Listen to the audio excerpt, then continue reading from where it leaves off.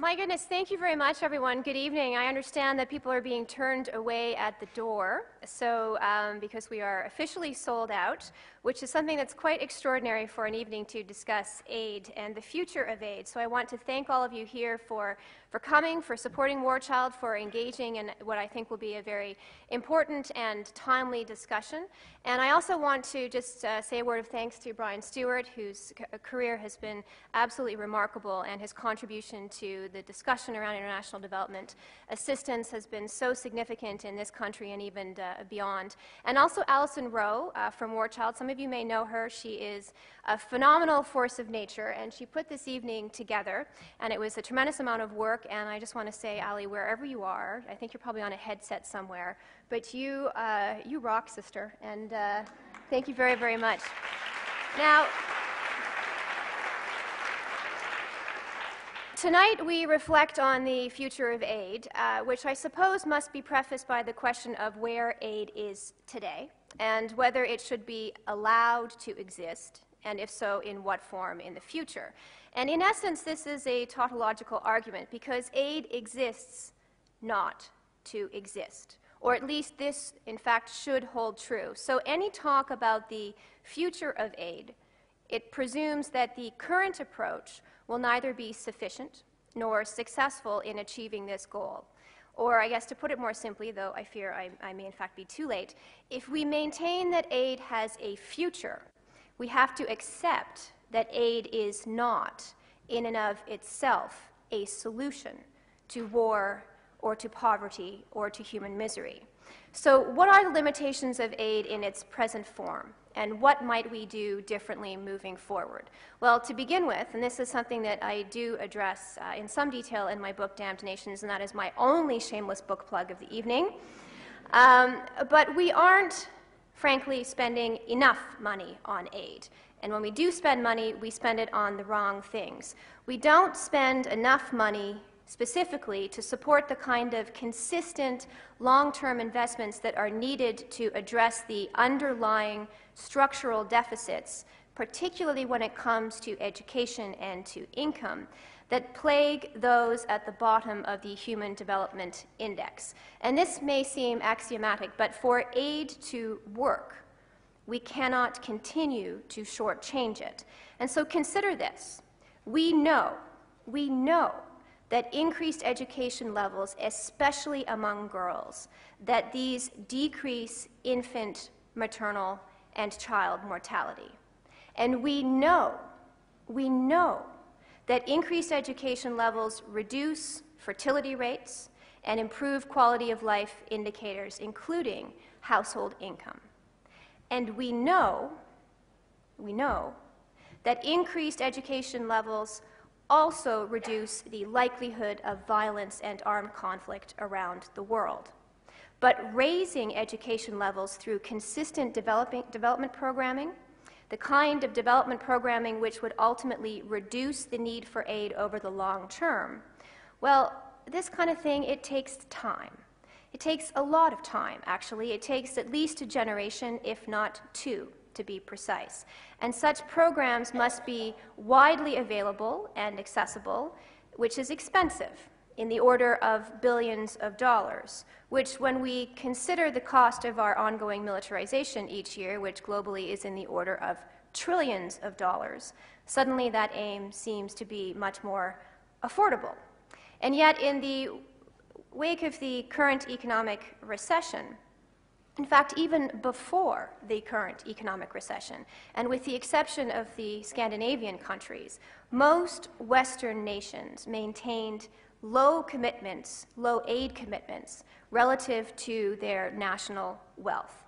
For its part, for example, Canada has been among the most moribund countries when it comes to aid spending. In fact, we have yet to recover from the cutbacks to our foreign aid that took place during the dot-com implosion of the 1990s, with our annual contributions hovering at about 0.3% of our national wealth, even though the United Nations target of 0.7% was set by who? Lester B. Pearson, in the year that I was born. Now, this is scary for two reasons. One, it shows that I'm getting old. And two, more than 40 years later, we as Canadians cannot even stand by the very principles that we laid out. And I have no choice, no doubt actually, that Mr. Pearson, had he been given the choice, would have passed on the airport and opted for a more robust Canadian aid policy. The current economic recession has only served to lower the amount of aid funding available worldwide, raising doubts about its future efficacy and doubts about the likelihood of sustaining any gains that have been realized in recent years. And so, in addition to consistently missing our own aid targets, and unabashedly so, Canada has also maintained a vision for foreign aid that swings unapologetically between what and hey, let's try this. Now, some will blame successive minority governments for this, but I think that that's misguided. Because to be honest, CETA didn't know what it wanted to be long before it became an afterthought. Now is the precise moment when people who work with me start finding ways to lose their business cards. But don't worry, they know I'm like this. They just usually hope I won't be like this in public. But in part, we can blame the politics of aid for this lack of consistency and rigor. The only time aid seems to capture our collective imaginations is when there is a scandal or a high-profile disaster. And this isn't me just being cynical, and I prefer the word pragmatic anyway, although I suppose I am being a little bit cynical. But we expect a great deal from aid. We expect it to save lives. We expect it to be simple. We expect it to be a quick fix. And we are bored by aid when these tropes forsake us. But aid is none of these things, and we must begin to accept this, because in the most basic sense, aid is only one thing.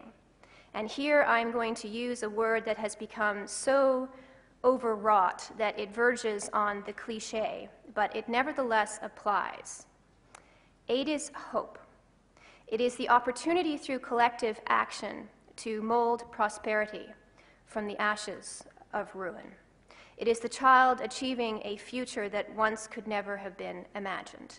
It is the optimism of a mother striving to see a better day. Aid is not perfect, but then hope is not perfect either. Hope can leave us feeling embittered and disillusioned, skeptical and frustrated, exhausted and mistrustful. And every time we degrade aid, every time we promise and then don't deliver, as in Haiti, where more than 2 years after the earthquake, about 50% of the total financial contributions that were made have actually been dispersed. And every time we, as NGOs, as non-governmental organizations, every time we set up, build up, hand out, dictate, and then scale down, as we have in Darfur and Afghanistan, as we did 20 years ago in Somalia and soon will again, as we have in the Democratic Republic of Congo over and over and over. Every time we do these things, we compound aid's inefficiencies by exhausting hope. And what remains in the aftermath of such failed promises is a sense of betrayal at the local level, diminished community resiliency and autonomy, unmanageable expectations, and aid dependency. And then we respond in turn, unfortunately, by cutting aid back, by changing our priorities.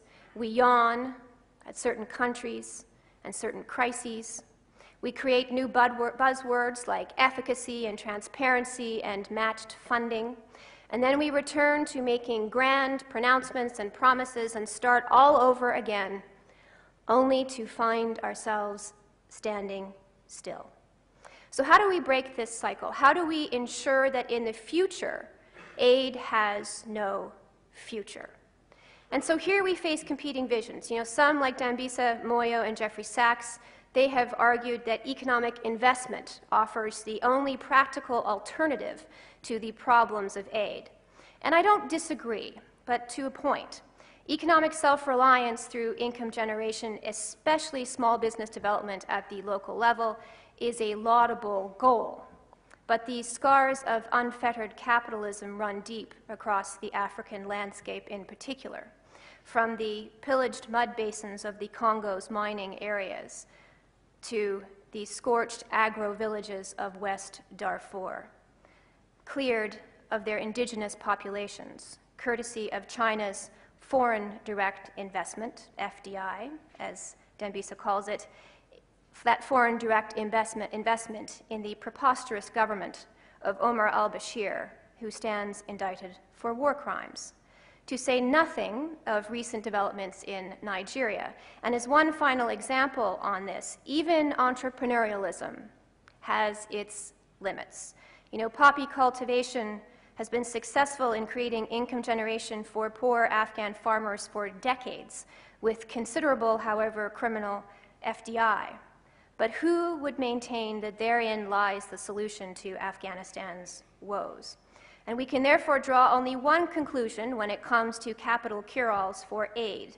If they work at all, they only work in countries that have already attained a certain level of prosperity and governance.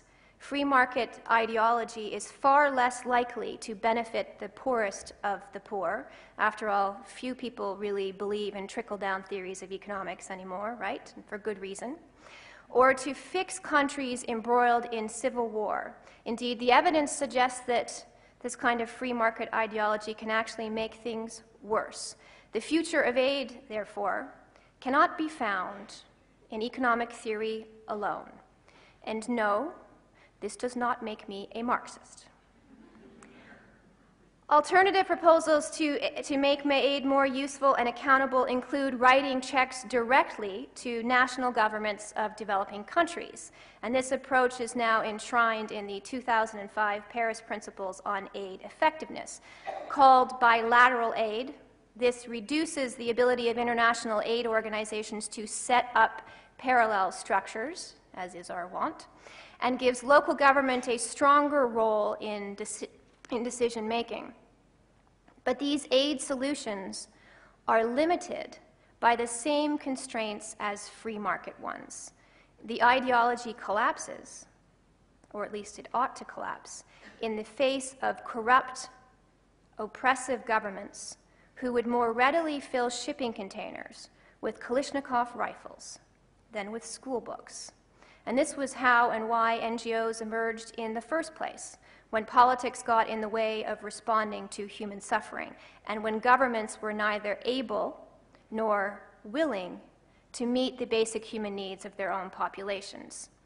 As an alternative, we could exclude those governments that are likely to misappropriate aid by pouring money into NGOs instead. But the list of governments excluded would be long, and we would quickly find ourselves back where we started, where the structural deficits remain, where the decision-making is largely driven by outsiders with vested interests, and where there is no cohesive strategy or coordination. And in this scenario, the future of aid looks a hell of a lot like the present. And perhaps this is aid's future, to keep doing what we're doing until we can do it no longer, which may in fact be soon, as aid organizations around the world wrestle with increasing insecurity and violence towards their staff and decreasing funding. But what if we go back to this notion of aid as hope? What if we reject the idea that the success of aid has anything to do with those of us living here at all, but can be found in the resilience and tenacity of those for whom aid is intended? What if we stopped understanding aid as something that we do for others, and instead recognize that it only works when it creates the space for others to do? To paraphrase, let's stop deluding ourselves that aid is actually about us, about the schools we built, about the volunteer trips we took, about our trade and economic interests, or about the lives we saved. If this is aid's future, and I believe, in fact, it must be, then we must commit to different principles. We must commit to a consistent aid policy that emphasizes long-term development rather than short-term relief. And this doesn't mean that we completely abandon emergency relief, but it means that we go in search of greater balance in our aid policy. And all of us as individual donors, we must follow suit. Granting cycles ought to be for 10-year terms, with the flexibility to reform, revise, and adapt programs through an iterative process that is driven by local communities and not by bureaucratic convenience or by shifting ministerial agendas. And where we fall down as international aid organizations most commonly is in the area of genuine mentorship and partnership at the local level. We need to build and fund programs that invest in and prepare national staff and local civil society groups, and that value these achievements as much as the number of bags of grain distributed, shelters erected, and patients treated. 2- and 3-year grant terms with an emphasis on high visibility activities and easily quantifiable effectiveness indicators. Those kinds of things work against such outcomes. We must also abandon our belief that isolated investments, individual acts of generosity in the form of a single well or a goat or a handout, a one-time handout, that these will be anything more than transient.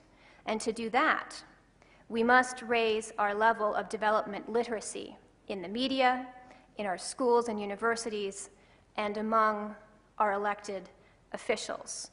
We must remove trade barriers and subsidies that allow so that developing markets are allowed to compete. And we must reignite foreign diplomacy and multilateralism. We must also, and this will be controversial, I'm on a roll after my op-ed yesterday. My goodness, I managed to step on it. People expect nothing less from me, I guess. But here we go. We must also challenge those organizations willing to pander to ignorance and to act as subcontractors of political and corporate interests, especially when these interests have the potential to harm local communities.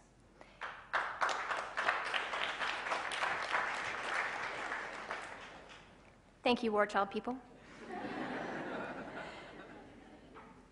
Is all aid by its very nature a form of soft imperialism? No. It depends on how it's done. Is all government funding compromised? No. It depends on what is being asked for in exchange. Is all corporate funding suspect? Absolutely not. But some of it is, and we ought to know the difference.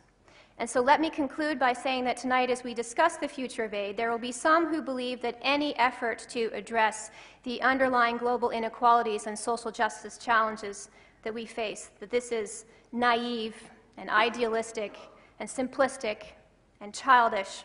I've been called a few of those things.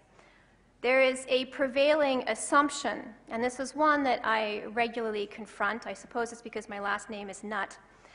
But one of the prevailing assumptions is that those of us who struggle to articulate and invest in solutions, that we are somehow less intellectually astute than those who are mired in cynicism. Let me tell you that these are vacuous criticisms leveled by those who lack the creative and intellectual fortitude to propose and debate alternatives. Tonight, in this sold-out audience, we defy them. Aid is imperfect, but that does not mean it is without potential. Thank you very much.